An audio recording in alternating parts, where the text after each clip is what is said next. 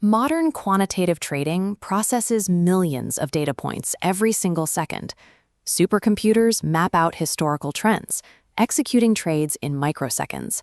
Yet, the vast majority of these highly engineered funds fail to consistently outperform the market. Eventually, their perfectly calibrated models shatter into static. The vulnerability of a strictly mathematical approach becomes obvious during a crisis. When unpredictable events like the 2008 financial collapse or the global pandemic occur, complex models break. These systems fail because they treat the market as a closed, solvable equation with fixed variables. The stock market functions as an open, unpredictable ecosystem where perfectly plotting the future is impossible. Charles Darwin's study of biological ecosystems revealed a specific rule of survival.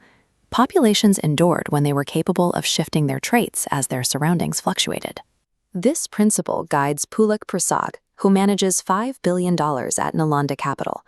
Over the past 15 years, his investment fund has generated nearly 20% annualized returns, significantly outperforming the broader Indian markets. He achieved this by abandoning traditional financial math and adopting the rules of evolutionary biology. Survival in this environment requires the mindset of a naturalist, prioritizing current adaptation over future prediction.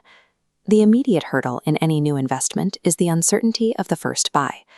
Bumblebees manage this uncertainty through a specific foraging strategy. A hive requires massive amounts of nectar, but the bees do not blindly swarm an unknown field. They send out scouts to test small patches of flowers, only committing the hive's resources once a scout verifies a stable nectar yield. This is a direct parallel to how Warren Buffett entered his position in Coca-Cola in 1988. He started with a small, probing investment to verify the company's brand strength and cash flow stability. Once the business proved its resilience, he scaled up the position into a massive $1 billion holding. Using biological risk management means prioritizing incremental testing to identify long-term stability. Evaluating a company's worth requires moving past linear valuation models to look at how an organism actually survives trauma. Sea urchins maintain their place in the ecosystem because they can regenerate lost organs after an attack. In the financial world, companies like JP Morgan possess a similar capacity for regeneration, allowing them to rebuild and maintain their market position even after the severe trauma of an economic depression. This chart contrasts Wall Street's expectation of smooth growth with the biological reality of punctuated equilibrium. As seen in the 50-year Siberian fox experiment, evolution does not move in a straight line. It is characterized by long periods of stagnation, followed by sudden vertical spikes of developmental change. Microsoft's historical market cap data follows this exact step function. The stock remained flat for years until the company launched its cloud services, triggering a massive spike in value. Investors captured this jump only by having the patience to sit through the preceding period of stagnation. These patterns suggest that a company's valuation can remain stagnant for years until a specific catalyst triggers its latent capacity for growth. At the macro level, we have to consider how an investor should interpret the violent contractions of the entire market. During a severe 1977 drought in the Galápagos, the only available food for finches was large, hard seeds. In response to this environmental pressure, the average beak depth of the surviving population increased by 4% in just 1 year. In finance, a market crash operates as a harsh environmental pressure test, rather than a random error in the system. During the 2008 financial crisis, rigid, over-leveraged institutions lacked the resources to survive the pressure. Meanwhile, cash-rich tech companies adapted to the drought, using their liquidity to maintain operations and eventually expand their market share as the environment stabilized.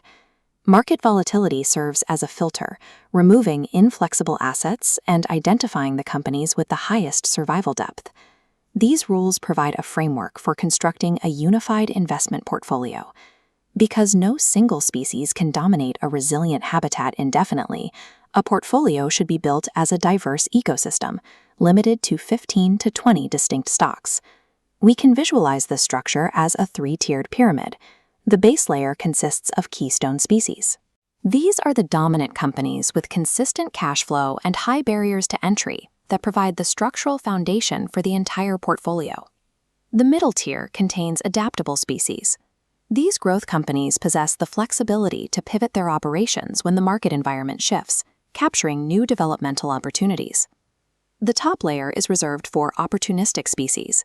This small allocation consists of agile assets capable of capturing value from short-term market fluctuations. This tiered ecosystem allows the portfolio to absorb economic shocks and self-balance, reducing the need for constant reactive trading. Investing on this scale is an evolutionary game played over years and decades. Success depends on applying the cautious testing of the bee and the patience of the naturalist to your capital. By building a diverse ecosystem of resilient assets, you allow natural selection to do the heavy lifting for your wealth.